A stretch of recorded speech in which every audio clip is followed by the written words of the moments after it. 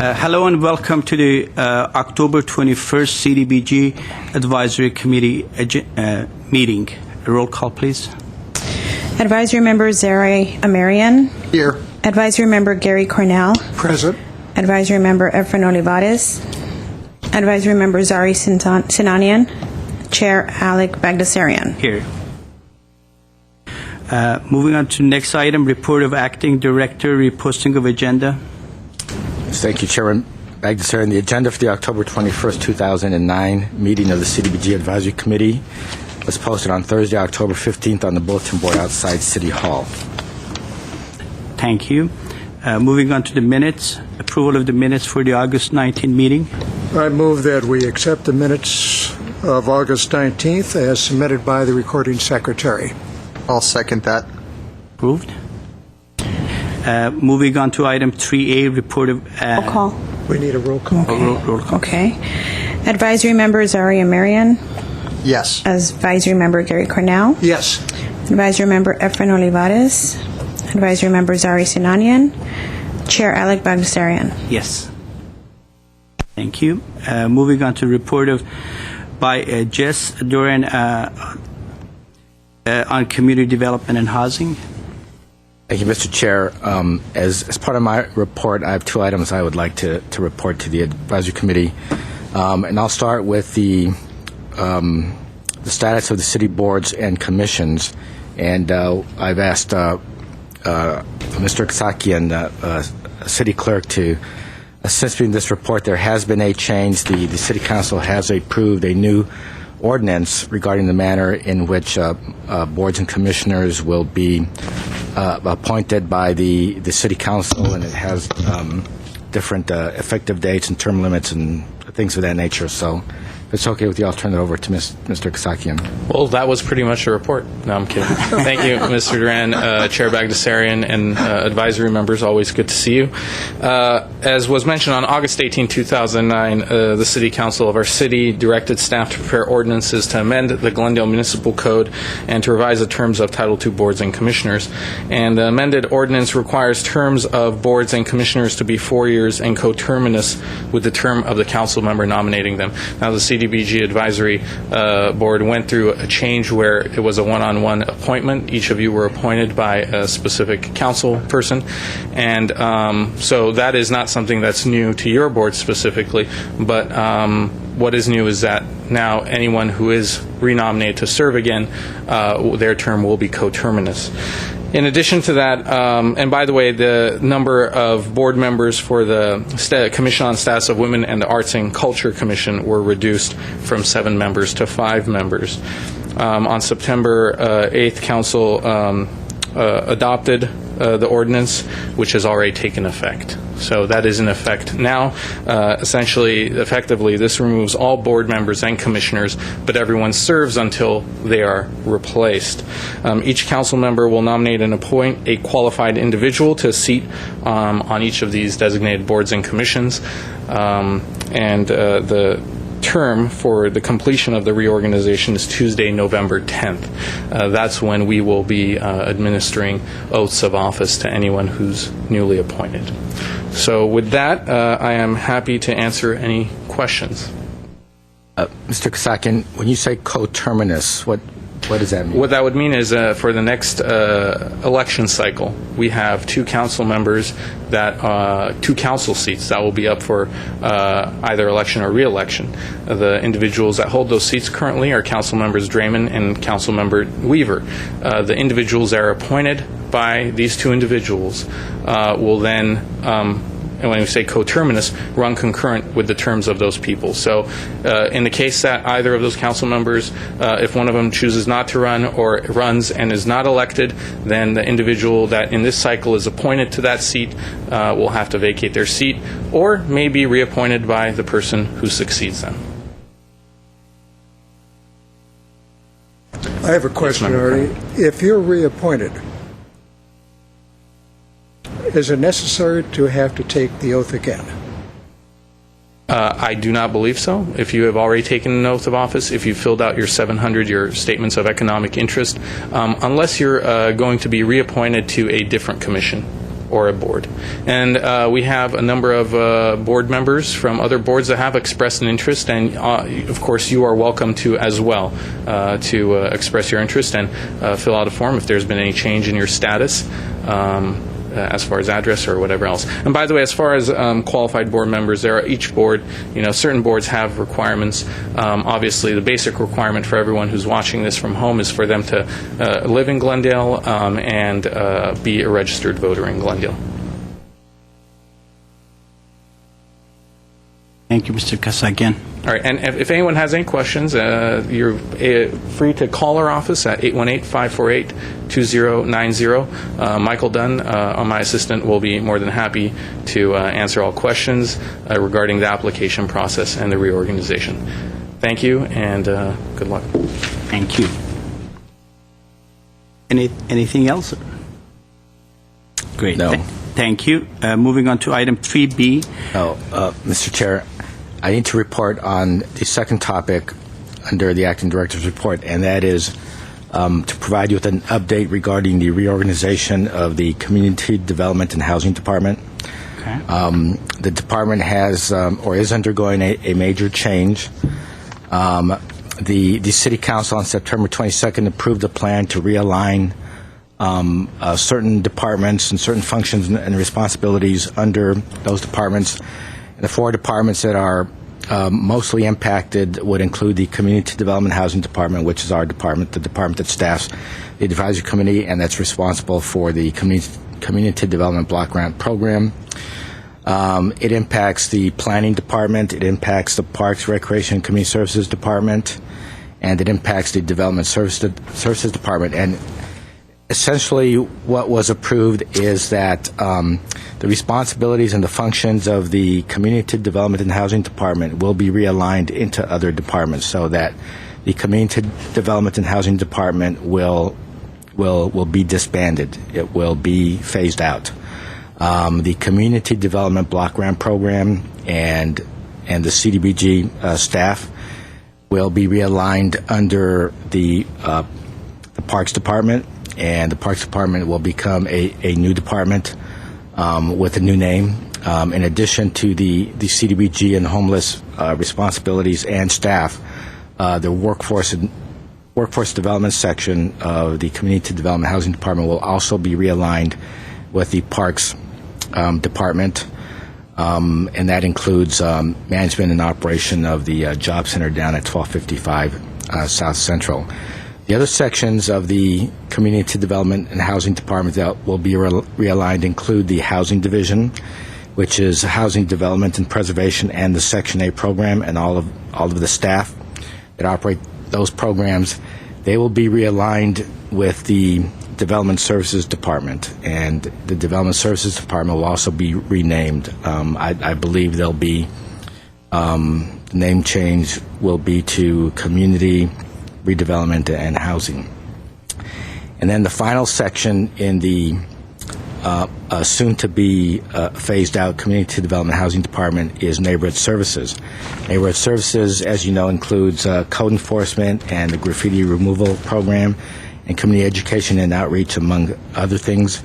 And Neighborhood Services will be realigned with a new planning department, and I think their new name will be Community Planning.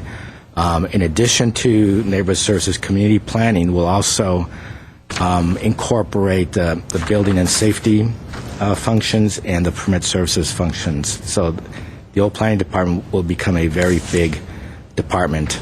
And so here in the audience today is the director of the Parks, Recreation, Community Services Department, Mr. George Chopchin, who will now be the director and the department responsible for the CDBG program, and as your staff as our policy group.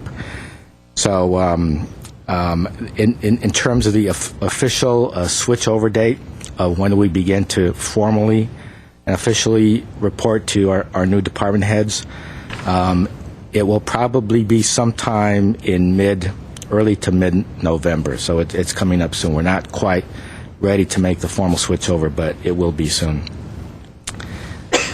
So in terms of of your role and your responsibilities, the impact should be very minimal.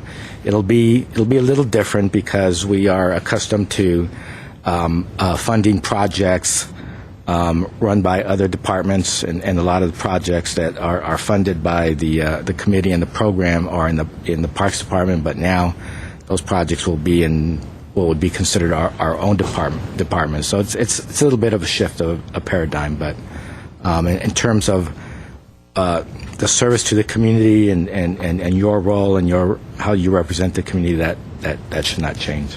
Would there be a separate grouping of the request RFPs based on funding by this department and others, or would still be grouped under the previous year's categories? We would probably maintain the previous year's categories. It probably depends on what programs and projects are being requested for funding. Probably for this current year, it would make sense for projects or proposals from the current Parks Department to go ahead and submit a proposal, because, as I mentioned, the switchover isn't official yet. But probably beginning next year, we may rethink that. Okay, thank you. Did Mr. Chopchin, did you want to make any comments about how much you're looking forward to? Really looking. Good afternoon, committee members. George Chapchin. Really looking forward to working with all of you. I've watched the proceedings before. I know I'm familiar with what you do. I've worked with Jess before, Moises. The staff have come together. The staff really have found some synergy together. We provide social services, as you know, at the Senior Center. With our youth outreach, you actually fund two of our programs at a nominal funding level. But I think the staff has seen some potential areas that they can work together. The homeless staff with some of the Path Achieve and our recreation programs. So there's going to be some really good synergy among the two. So I'm just looking forward to working with you. I don't think things will change. I think Jess will still be staffing this committee or this commission.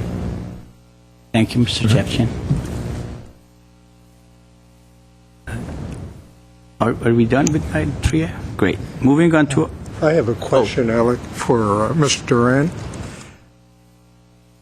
The scheduling of the program that we have in our packet here, I see you have slight revisions from the postponement here from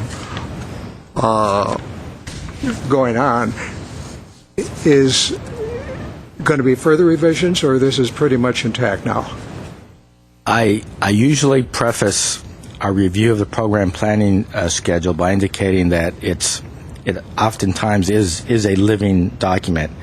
These dates are subject to change. They're subject to be moved forward or backward by a week or two. So this is more of a guideline of the milestones in our program planning cycle, and as close as we can get the approximate dates of when these certain things will occur, but it's subject to being revised. Yeah. Mm-hmm. Okay.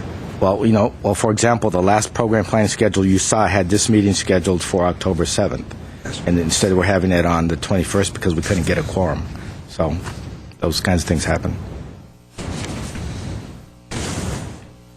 Miriam? Moving to item 3B, receive report regarding program planning schedule for fiscal year 2010-11 annual action plan and 5-year consolidated plan. I think moving to Mrs. Carrillo. Thank you, Mr. Chair, members of the committee. Mr. Cornell mentioned the program planning schedule, which is a living document, does change, but the dates we have now, at least for the next month, should stay. Hopefully will stay as is. The next meeting we're anticipating is November 17th with the City Council, as you can see on page 2, then followed by the RFP for the agencies and city departments. So those are the big dates we're aiming for to start our program process for 2010-2011. And then on the other dates, you'll see some of those dates can change. We do have RFPs due on December 22nd for the agencies and departments. And then in 2010, February 24th, is our committee meeting for reviewing social service projects. Again, that's always tentative and it always fluctuates, but that's our tentative date now. March 3rd would be the capital projects, then followed by in April when we'll go on April 20th to City Council. Again, this is kind of a preliminary schedule, but I think the dates are, at least for the next month, pretty definite, and we anticipate having all of our proposals done by the January, so February we'll be reviewing the agencies or interviewing the agencies. And I know, Mr. Cornell, you caught a typo on our plan, March 11th, 2010, page 3. It's actually project for fiscal year 2010-2011. Not 2010-2010.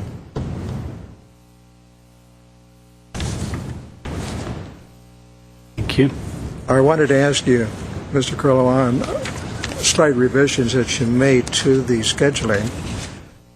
I see that you contemplated in putting the RFP back about a week.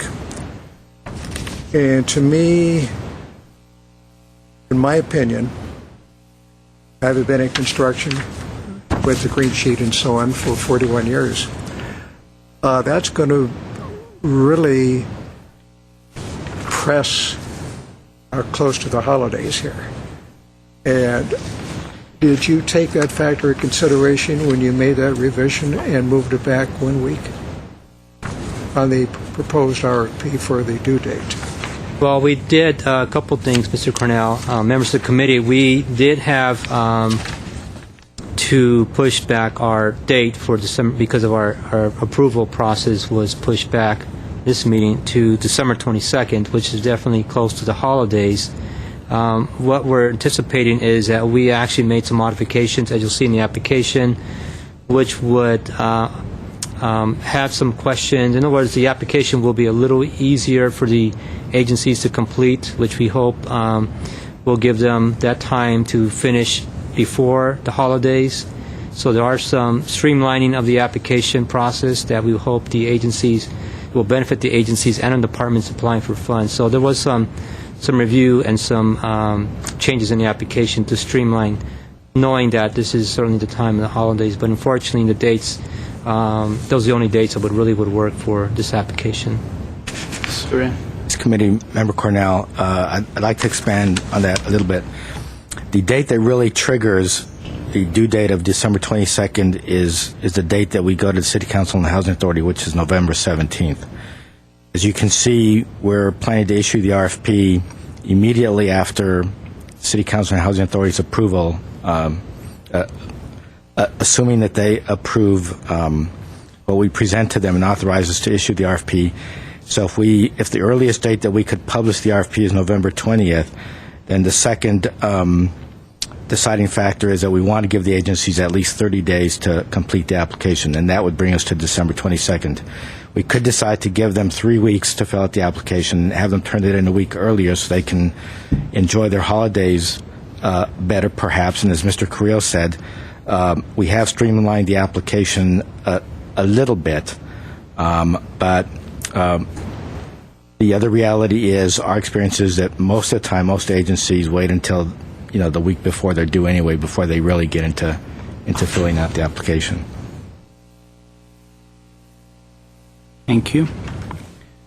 Moving to item 3C, receive report regarding the status of CDBG economic stimulus projects. Mr. Carrillo. Yes, Mr. Chair, members of the committee, I wanted to just give just a brief oral presentation on the stimulus funds that were received by the City of Glendale in the amount of $880,934 from the CDBG program. This is a supplemental grant, as we know, granted by the administration for economic stimulus projects, and we had approved 4 projects. The first one was East Garfield, which again was a revitalization of the East Garfield neighborhood area on East Garfield and Glendale Avenue, Maryland. That area was already a CDBG targeted area. with a housing project and also a mini park that was scheduled for Maryland Mini Park.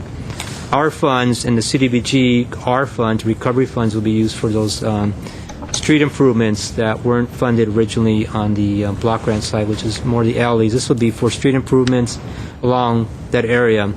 And we've actually already completed plans and design, and we're expected to go to the City Council for approval of design and plans on November the 10th. That'll give us the opportunity to go out to bid on this project. We're expecting to start construction in February 2010 and be completed by April 10th. So the money is going to be getting out there. We are making sure that our contractors do follow the federal guidelines for the stimulus funds, including hiring our own construction workers for the City of Glendale. We have a program called Section 3 that is already developed to make sure that residents can sign up for some of these stimulus projects and hopefully get chosen for some of the open jobs for these construction projects.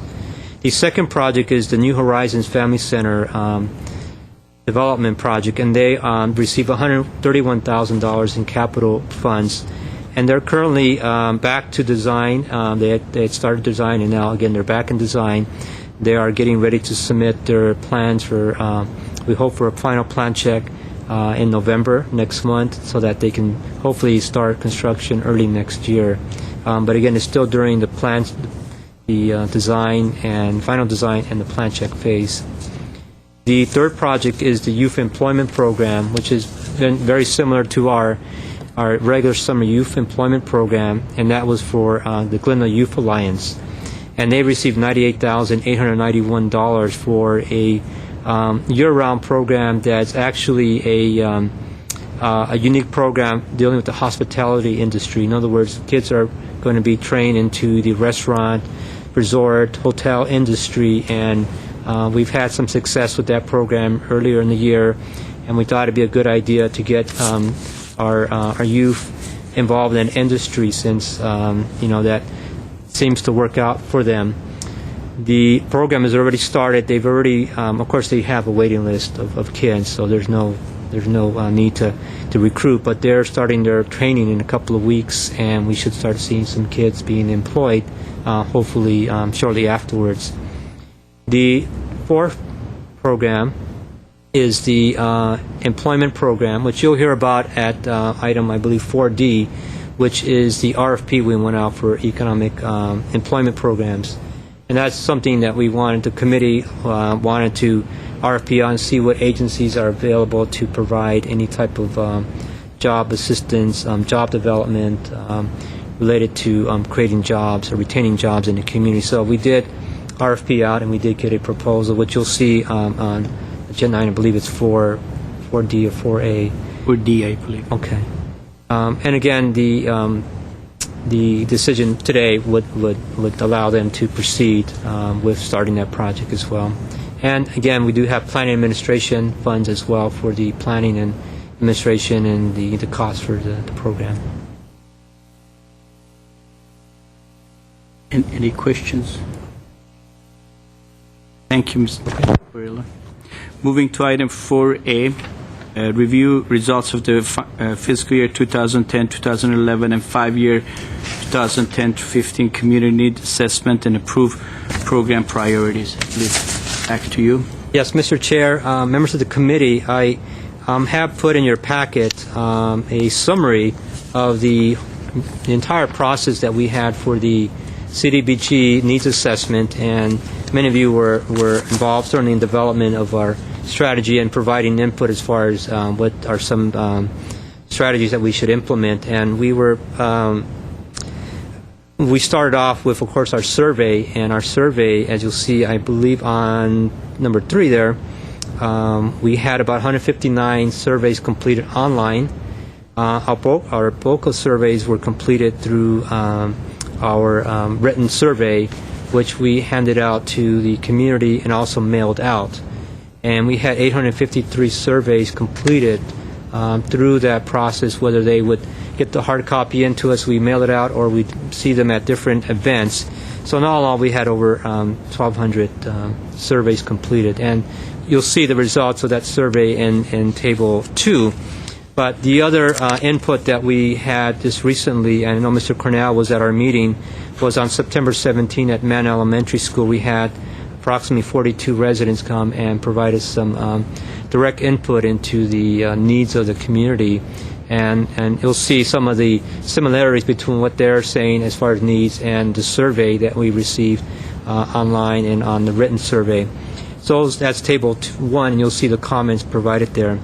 I also wanted to point out in the back, too, we also have all the written comments from those who completed the survey, whether it's written or it's online, and they provided some short, brief comments, and that's what you'll see on this last page of all the comments, and I believe there's 200 comments or so from the community residents. Listen, Mr. Chair, committee members, I want to point out that we did not edit those comments. We typed them verbatim, and some of them are very interesting, some of them are very enlightening, and some of them are very encouraging because it's consistent with the needs and priorities that we identify and that you've approved. And some of them are actually complimentary of the city of Glendale in general and why they live in the city. And so we decided to just give you the full list, and so you have them. Thank you. They're actually very interesting. I have a question. When I read this comments and I compare the results of the surveys on Table 2 and some of the HUD recommendations, they don't always seem to be in line. I mean, after-school program, childcare. I'm looking at, for example, after-school childcare is ranked 34 among 37 items, and I know we usually consider that as a high priority item. Is there any study done in the past reconciling people's comments with HUD recommendations, or just?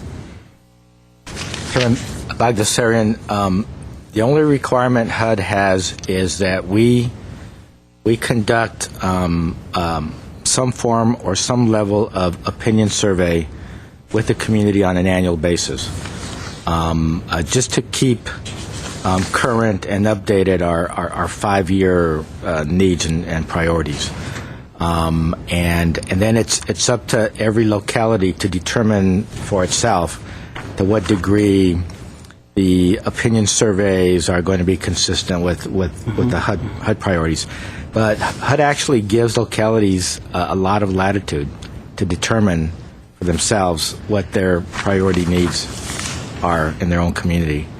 That's what we do. It seems like some of these, citizens who wrote these comments, if they just form organizations and apply for RFPs, we would be able to also address their needs. Okay, thank you. Any comments, Mr. Cornell, Miriam? I have one. Mr. Carrillo, it appears from my duration on this commission that this is about the best overall response that we've had for some time.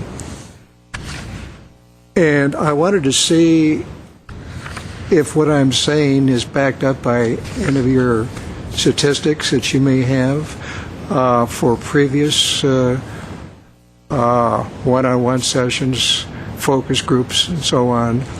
And I was especially very motivated and encouraged by the response. They gave it as it is. I have no problem with that. You're going to get mixed opinions. This is the whole purpose of why you have this, to get the feedback. Some were off color a bit, but that's to be expected. But I was very encouraged, and I hope on these feedback that we have from the survey that you pass this along to the council members, because this is very, very powerful, especially in this area. And it in deference to the chairman, there are some exceptions. But when you're talking about traffic, you're talking about crime, it's pretty much in line with what the focus groups, like the one on September 17th that I attended, are saying to us, that this is what they want. And so I was very encouraged to see this, the comments. The one thing I wanted to ask you, now when they take the time, trouble, and energy to fill this out, send it in to you, sign their names, and if there's a question on it, I see there was a telephone number left here on one of the occasions. Do you or members of your staff have an opportunity when they provide information like a phone number to get back to them? As much as we would like to answer all of them, we do have a few that we did call back because there were some questions, but given the amount of time, staff time that's going to take, we haven't called them back. I mean, we are distributing these comments as well as a survey to the other departments once the final report is done, so that we can certainly inform them. But given the amount of number of calls to make, that's really unfortunately we can't call them all. We do have their names, and we did put them on. We'll put them on our mailing list, and we'll send them updated information as we do. Residents come to our public hearing. But as far as the follow-up calls, that's a lot, and I haven't really taken the number of how many we have from surveys, but we have, I think, 1,300 surveys, and we get more. We're getting more every day. So to answer your question, we have not followed up with all of them, and we will as we see trends. Certainly there are some trends that we will discuss with other departments, whether it's parks or public works, and let them know these are some comments that are coming in from the residents. No, I can see the time consuming, the limited amount of staff you have to get back to each one. I'm not saying that each one necessarily has to have a response, but I'm saying the ones that leave a phone number, and with the phone number, you know that they would like to be contacted, if we follow up on those. And I think there's at least one, maybe two, that I read here. And the comments were very constructive, except for a couple of negatives, that left a number that I think, I feel it should be followed up with. If they ask us to call them back, we will. Yeah, it's just very unusual for them to include that in the comment, but if they ask us to call them back and they take the trouble to leave their phone number, we will call them back. Mm-hmm. Also, this is very powerful, and if I were a council member, I would want this. Do you pass this along, the comments, to the council members?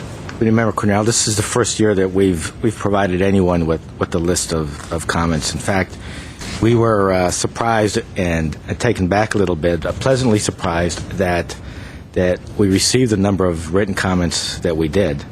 As Mr. Carrillo pointed out, we received 1,238 surveys back, which is a great response, and so we were very pleased with the number of written comments that were part of the surveys, and so we'll include it in our packet to the City Council. Well, I think this attests, Mr. Duran, to the beautiful job, constructive job that you and Mr. Carrillo are doing, as well as staff, to get to these people. As I said, I've been on this board now for going on 3 years, and this is the best results that I've seen. Most motivated. In fact, I stayed there, as you know, most of the session there. But it was very heartening to see this and the participation in this, because this is where it all starts. And you know, when you see this type of participation, you feel very good about being up here and making the decisions for the community. So I want to say, and sometimes I haven't before where we had differences, But in this case, what you're doing and the feedback, you're doing a very excellent job. Thank you. Chairman Bagdasarian and committee members, I do want to point out one reason we made a much more concerted effort this year to conduct a greater level of community outreach is because these program priorities are not just for the 10-11 year, but it's for the next 5 years. So every 5 years, we make a much greater effort to obtain direct input from residents. So you can't expect the same level next year, because next year will be just to validate what we did this year. Yeah. So that's why we got so much input.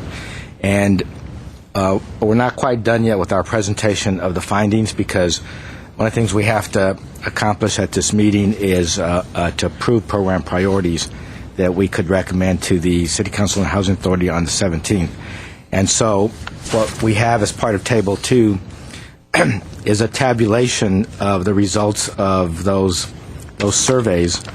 And as you can see, the number one social service priority that was identified continues to be crime and public safety.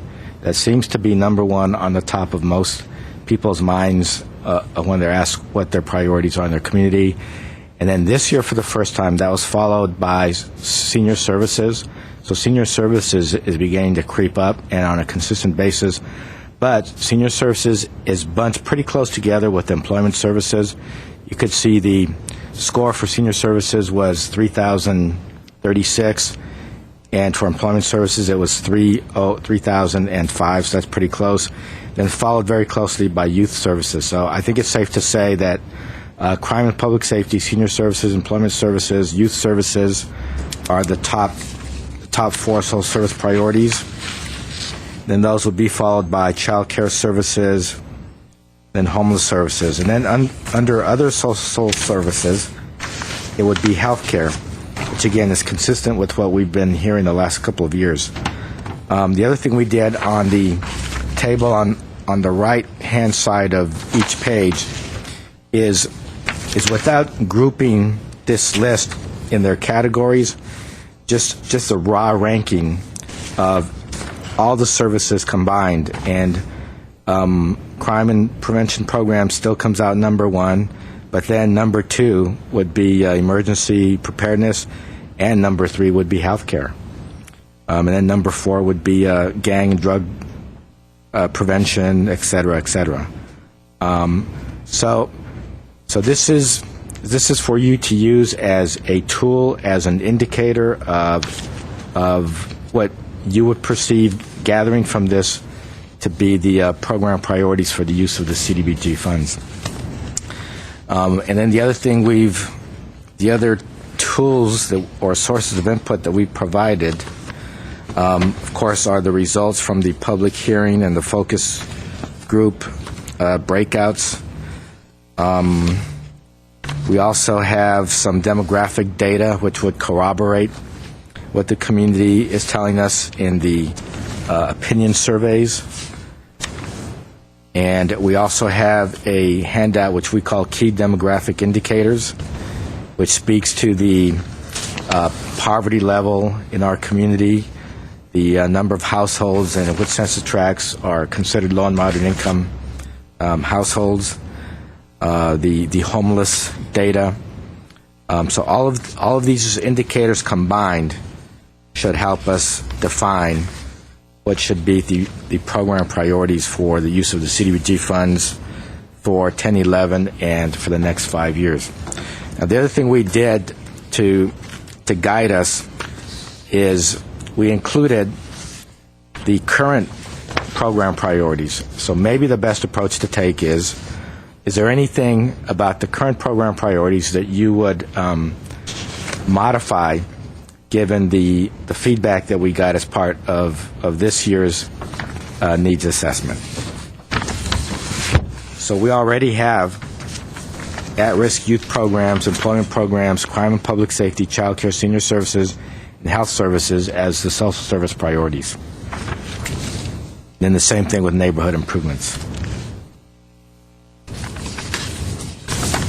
So we need your feedback to tell us if you want to revise any of these priorities so that we can make recommendations to the City Council on November 17th. And then the other thing that happens is based on the priorities that you identify, those get inserted into the RFP application, so the community knows what our priorities are.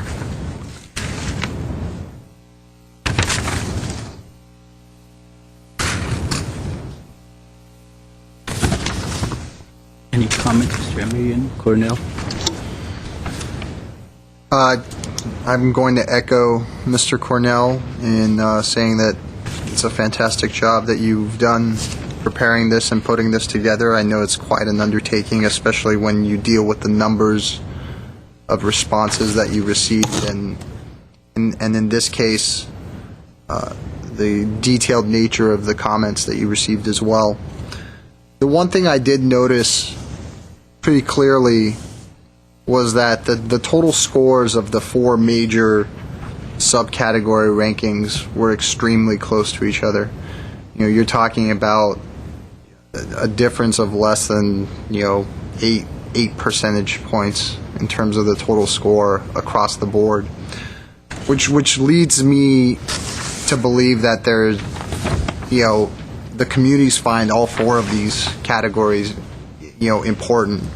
The fact that we've switched, youth services or employment services with senior services, I don't think it would be doing credit to the community if we said, oh, well, you know what, the 1, 2, 3, 4 ranking is not nearly as indicative of what the community wants as the actual scores that are there. So, as far as the current program priorities are concerned, I mean, I don't know if there's a lot that needs to be changed. It looks like it pretty much covers what there is, and I think the thing that we can do is make sure that we don't rank the priorities in any way. I think all of the, they're priorities. It would be an exercise in futility to say this priority, this important category is more important than this one without offering context as to what that more important is. And also from year to year, you get a varying degree of who happens to be there in the response, and in what types of events you go to, plus what's going on in the community at the time. So offering context to this by ranking it, I don't think is the best way to go. I think the best thing to do is include the major needs as assessed by the community and put them just how you have them in bullet form, saying that these are the priorities that we should hit.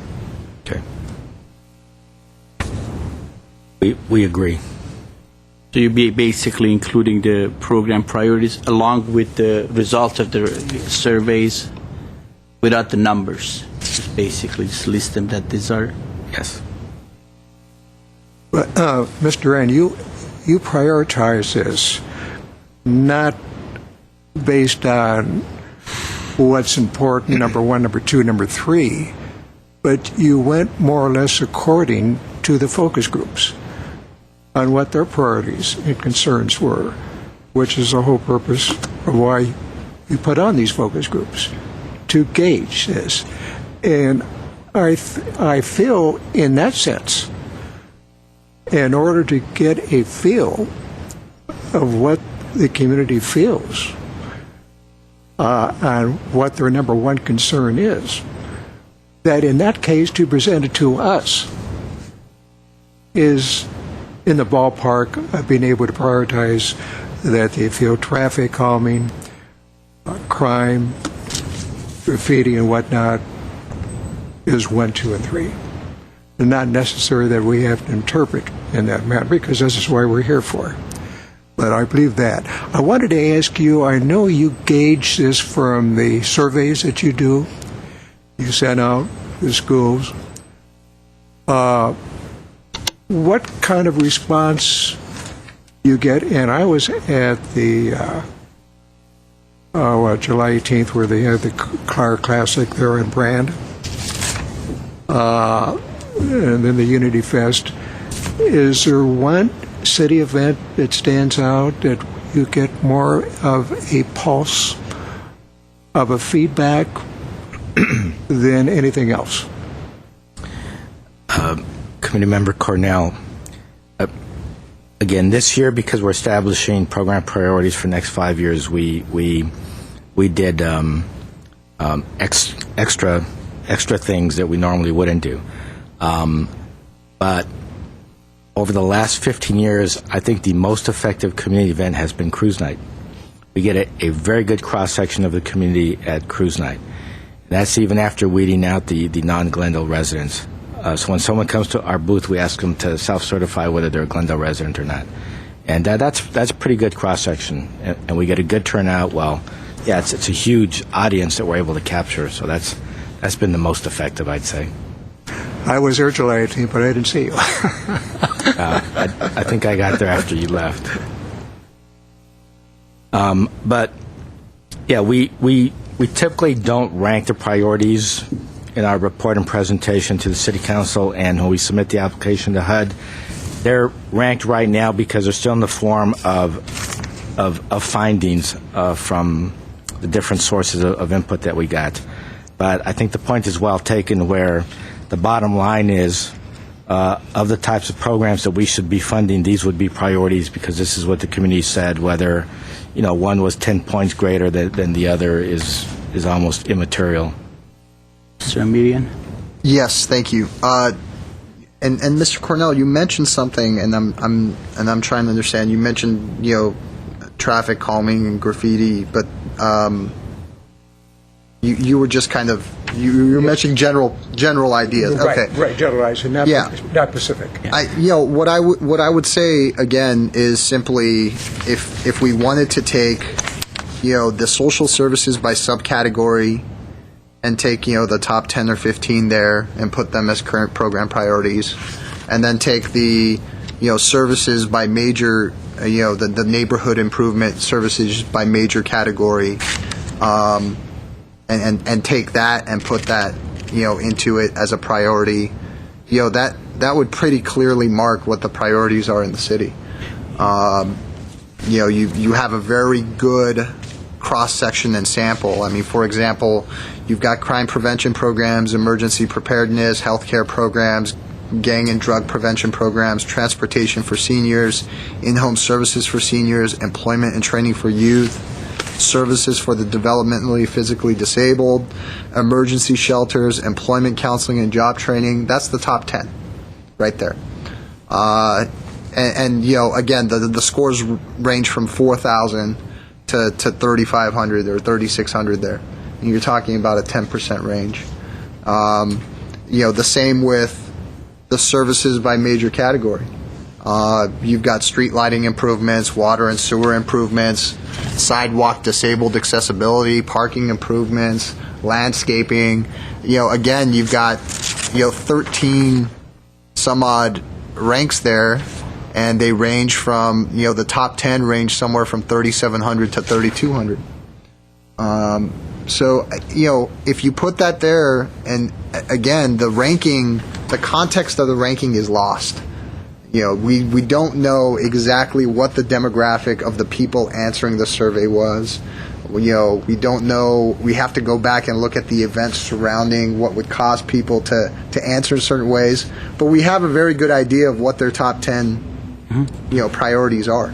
And so I think the way it's done right now, we can just simply take the current program priorities as listed, replace those 8 bullet points or 10 bullet points or 15 bullet points with the 15 top bullet points in the social services category, the 15 top bullet points in the neighborhood improvements category, and bada bing bada boom, we have a very good picture of what the community concerns are. Mr. Cornell?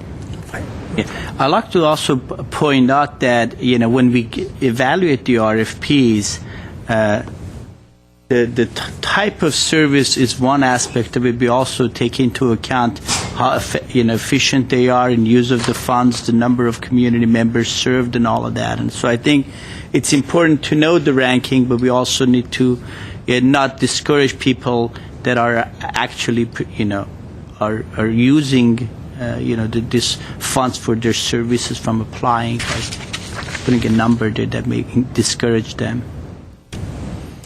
And Chair, if I may, I think that's something that we would obviously consider when we're considering the actual proposals that come before us.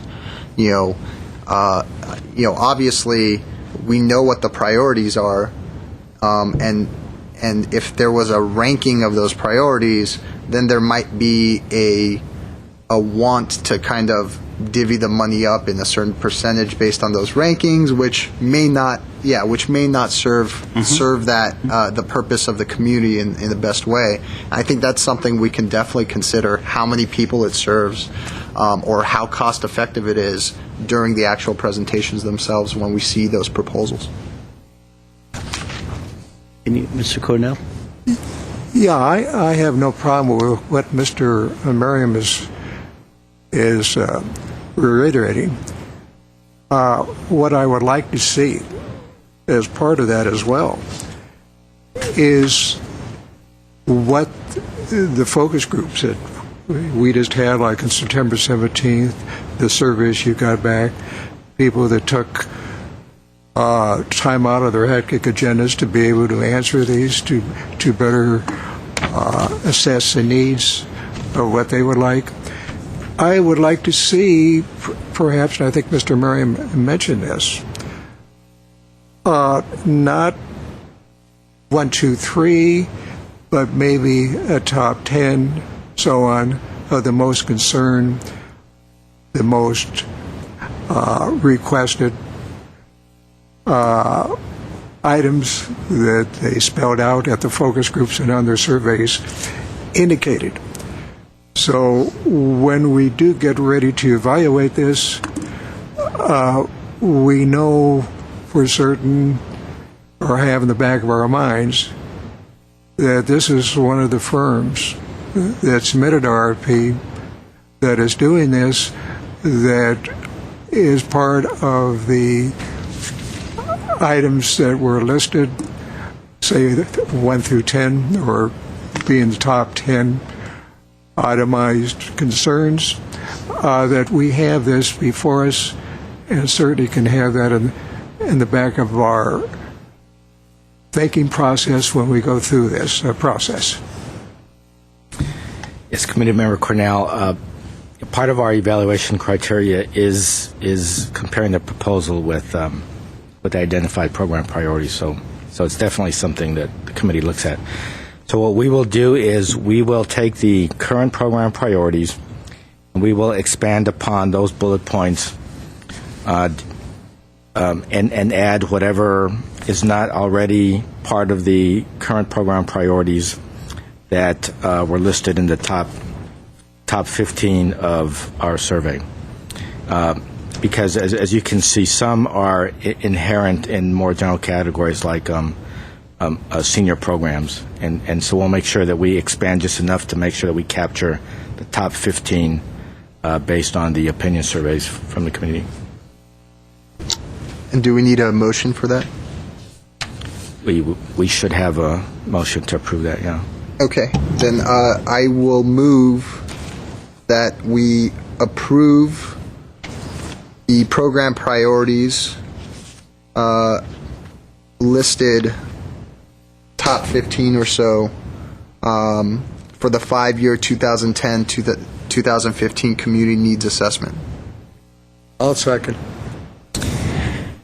Vote, please. Advisory Member Zaria Marian. Yes. Advisory Member Gary Cornell. Yes. And Advisory Member Efren Olivares. Advisory Member Zari Sinanian. Chair Alec Bagdasarian. Yes.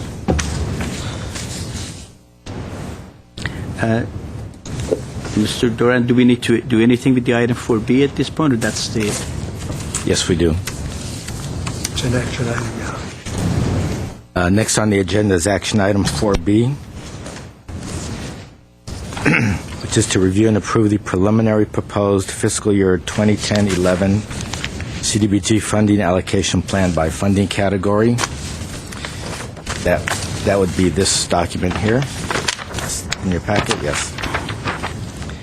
As we do every year, every year at this time in the program planning process, we need to approve a preliminary general proposed funding allocation plan by funding category for the proposed use of the CDBG funds. So the top rows would be a summary of what we anticipate will be the funding available from HUD. And we've got two columns, our 10-11 estimate and what our current allocation is on the right-hand column. So our estimate for fiscal year 10-11 includes a HUD entitlement of $3.5 million. So we are projecting a roughly $200,000 increase from the current year. We are projecting an unappropriated fund balance that we can add to our appropriation of $230,000. And those are funds that are available because of projects that have been completed and had surplus balances. And part of it is a reconciliation between our financial accounting and the financial accounting in Washington. And we usually show more funds available than Washington does, so we want to reallocate those funds. And as of this moment, we're not projecting any program income. As you can see, in the current year, we had almost $60,000, which really comes in handy. So if we take that total allocation of funds available, that would equal $3,730,000. 20% for planning, program administration, and oversight would equal $700,000, which would be an increase from the current year, which we could really use this year because, as we mentioned before, we have to prepare a 5-year plan, and we may need to acquire some census data, for example, to complete that report. The 2010 census is coming up, and we're probably going to have to acquire some tapes in order to do an analysis of the 2010 census. We may have to do pick up more of salary allocations as a result of the reorganization of the department. Currently, we're able to charge some of our salaries, or my salary in particular, to housing, which we would no longer be able to do. So CDBG would have to pick up a greater portion. Then if we take the 15% of the funds available for social services, that would make available $525,000, which is $20,000 more than the current year, so that would be better. And then the balance would be used for capital improvement projects. We're projecting to have available $2,505,000 for capital improvement projects. Under the pre-designated column, thus far we have the code enforcement program, and again, the pre-designated projects would represent the City Council's expressed priorities for the use of CDBG funds for capital projects. So code enforcement, we would recommend an allocation of $420,000. For park projects, we would recommend an allocation of $1,500, and that amount would probably be divided between the Maryland Mini Park and between an enhancement of the Pacific Park project to redo the hardscape at Pacific Park. And then our Section 108 loan payment of $249,000 for fiscal year 10-11, which will leave a balance of $336,000 that would be available to issue an RFP to the community. And as you can see, that compares with $393,000 that was available in the current year. So this is the plan that we would propose to submit to the City Council for approval. Again, it's preliminary. Even after the council approves it, changes could be made to it up until March, when we go for final approval of the final plan that gets submitted to HUD. Now, I do need to point out that the city manager and the City Council has received a request and a proposal from Path Achieve Glendale, which is the city's primary service provider for all of our homeless programs. In fact, we depend on PATH to implement our continuum of care, which is a requirement of HUD. They currently lease a property. Their lease is running out. They won't be able to release the property. It expires in June of 2010. So their board would like to be able to acquire a property, and so they're submitting a request for City Council's consideration for a pretty sizable amount of assistance in the neighborhood of $1.5 to $2 million. If the council decides that is one of the council's highest priorities, then the council may choose to do a combination of things, which might include pre-designating a certain amount in lieu of a city project or in lieu of the park project, for example, and or authorize Mr. Carrillo and I to submit an application for a HUD loan in order to be able to finance that project. So we'll probably discuss that project with the City Council also on the 17th as part of this discussion. So I wanted to make you aware of that, and it's a request that is we received very recently, so we haven't had that much time to fully or thoroughly analyze it. And but as of now, this would be the preliminary proposed funding plan that we would recommend for the 10-11 year. Thank you. Yes, Mr. Mayor. Mr. Duran, could you remind us and our viewing public of the manner in which the pre-designated projects get pre-designated? So how does the process go from the council's lips to this paper? I'm trying to figure that out.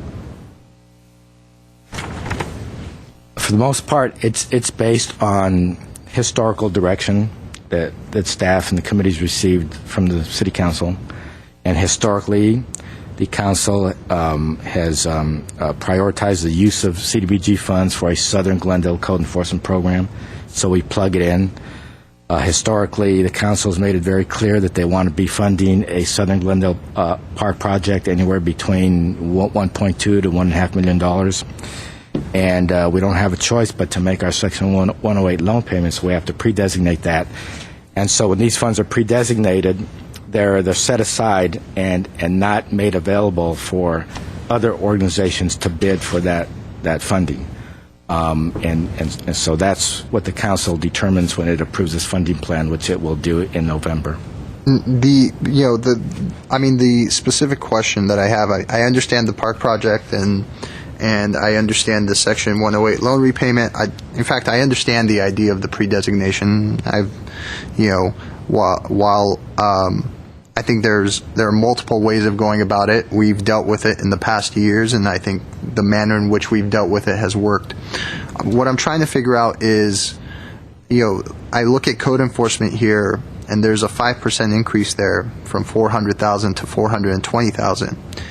And I'm trying to reconcile that with the Community Development Needs Assessment Survey, for example, which I'm sure, this probably hasn't gotten to the hands of the City Council yet.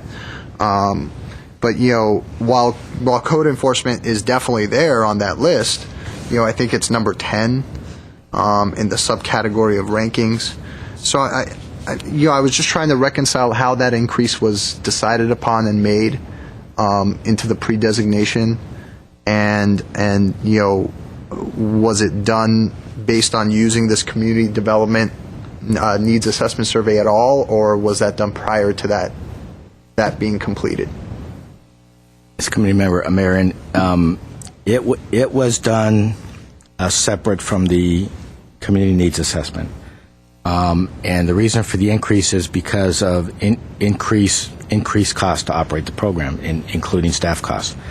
As you may know, we had been funding the Southern Glendale Code Enforcement Program at the same level for about 5 years. In the meantime, their costs had been rising. So there was a request for us to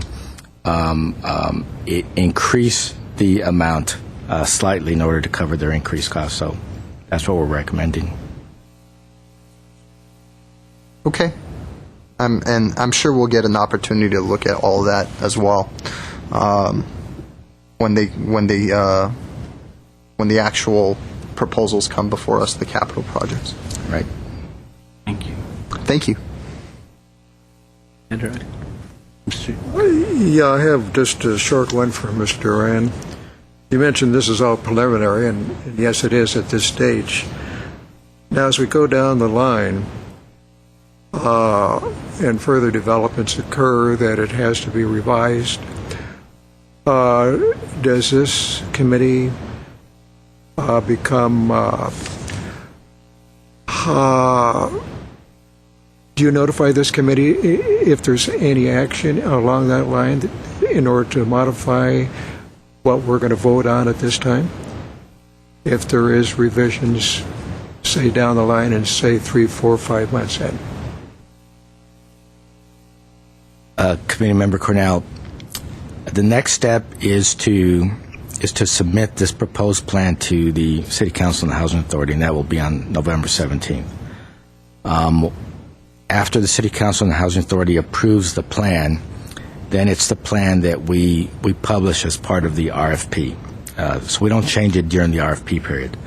In fact, the plan will not be changed until after we receive proposals and you evaluate the proposals. After you evaluate the proposals, if you want to recommend the modification, then that's what you do.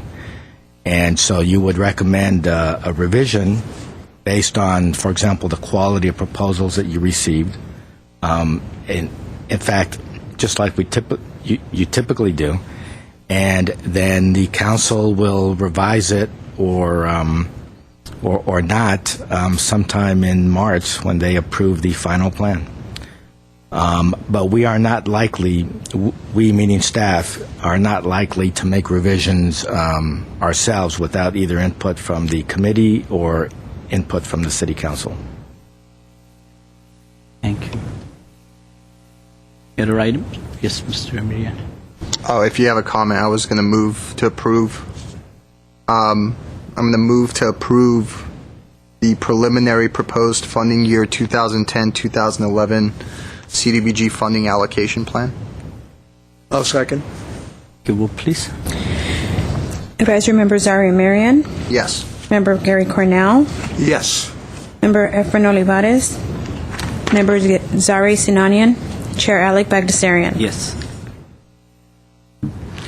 Okay, moving on to item 4C, review and approve the fiscal year 2010-11 CDBG RFP instructions and funding application. Mr. Correa. Mr. Chair, members of the committee, you have in the packet the proposed RFP for the public social services and also the capital improvement projects for fiscal year 2010 and 11. As we discussed earlier, the RFP is set to go out, I believe, November 20th to the agencies and department and due back, I believe, December 21st. The RFP is essentially the same as we've had in previous years. The application, we did try to streamline that a bit to make it easier for the agencies and departments to submit that proposal given the holidays. The amount of time that is available for them to fill out is still the same. We just understand that there is a lot of activity going on during the holidays, and these agencies could use some help with the streamlining the applications for them. So we have the social services, which is $525,000 to RFP, and that's $20,000 more than last year. And we have the capital improvement projects at currently $336,000, which is slightly below the $393,000 we had last year. The applications for capital wasn't really streamlined. It is pretty streamlined already as it is. The information you get is pretty much what you need, but the social service was streamlined a bit. We did not include the priorities in here for you to review because that was basically approved today. So adding the priorities, we will be finalizing this with council approval and getting ready to go out to bid on the RFPs again. And then February, as I mentioned before, is when the committee will be reviewing the proposals. I think it looks pretty straightforward, and it looks the same as it has. The streamlining, has made it a bit simpler, which is good. And I would move to approve 4C. I'll second. Vote, please. Advisory Member Zaria Marian. Yes. Advisory Member Gary Cornell. Yes. Member Efren Olivares. Member Zari Sinanian. Chair Alec Bagdasarian. Moving on to the next item, review and approve CDBG economic stimulus funding proposal for Glendale Association for the Retarded GAR Community Work Program. Mr. Carrillo? Yes, thank you, Mr. Chair. Members of the committee, I did put in your packet the proposal that we received for the employment services. In August, we did go to RFP out and notify agencies that we had funding available for the economic stimulus funds for some employment programs. And we did receive one proposal for a community work program sponsored by the Glendale Association for Retarded. And that essentially is a similar program that you've seen before at the Self-Aid Workshop down on San Fernando Road, where persons with disabilities are doing employment. They're at the workshop. This one's a bit unique in that they're actually a bit more independent, and they're at right now currently would be at a police station car wash where they'll be trained as far as washing cars. They're also proposed to be hiring staff to assist in them getting jobs in the maintenance and janitorial business.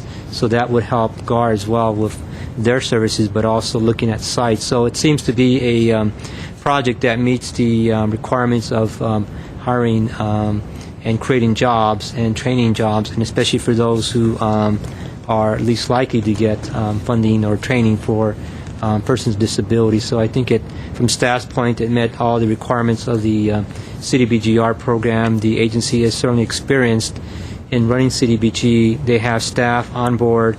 They can hire someone essentially quickly enough to get going on their second phase. The first phase, again, is getting the clients started at the car wash, which is here in the city.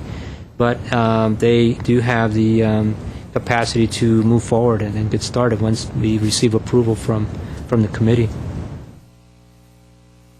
Mr. Krill, I wanted to ask here, I see here, especially the economic times that we're in right now, which is tough, that only one RFP was received.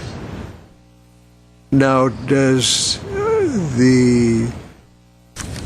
we have a requirement or anything on the books that indicates that we have to have a minimum number of RFPs submitted in order to be considered, or is one sufficient? Mr. Cornell, just there are provisions to having at least one or two competitive bids. However, it's hard to weigh the bids because it's not a product per se. It's a service. So with services, we are allowed to get one bid as long as it meets the requirements. One of the difficulties was that the amount is not a great amount. It's was not sufficient for some of the larger agencies to take on a new program and establish this all along. As you know, GYA had a bit more, and they were able to establish that. So agencies were not able to produce a program in time with the requirements. So we certainly will accept a one bid proposal for the funding.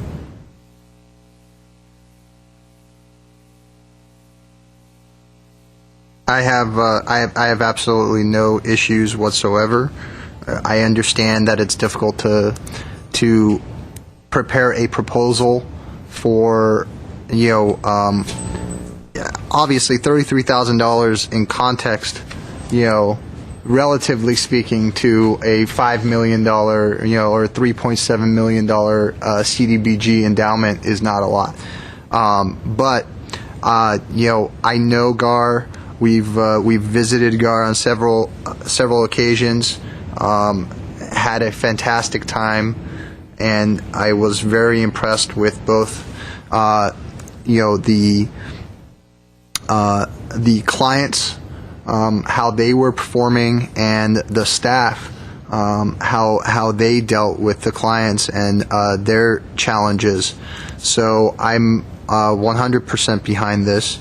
I have no issues with it whatsoever, and I would definitely move to approve 4D. I'll second. Advisory Member Zari Marian. Yes. Advisory Member Gary Cornell. Yes. Advisory Member Efren Olivares. Advisory Member Zari Sinanian. Chair Alec Bagdasarian. Yes. Chair, if I may, the only thing I would say is normally I like to test the product before putting money behind it. So maybe I can bring my car down and see how that's going. I'll definitely donate something to the program, but I want firsthand experience of these car washing abilities because mine are terrible, quite frankly. If you get your car back, huh? Yeah, of course. Other business, anything, Mr. Duran? Mr. Chair, nothing from staff. Public communications, do we have any cards? No cards, Martha. Okay. That, I guess we move to adjourn. No, I didn't get any announcements, so no announcements by me, Mr. Chairman. I'll move to adjourn. Second. Thank you.